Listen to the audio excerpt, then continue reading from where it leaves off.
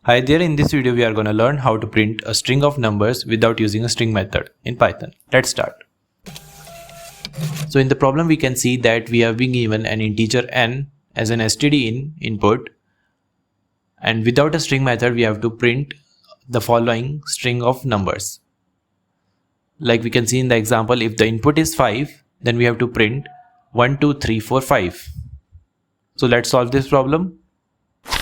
So first of all, we will run a for loop for I in range, and the range should be from 1 to n plus 1, so that we will print all the numbers from 1 till n, including n.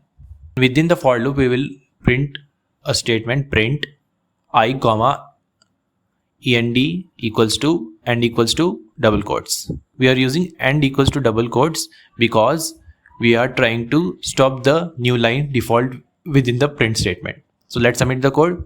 So our output is matching the expected output, so our code is correct, and let's submit it.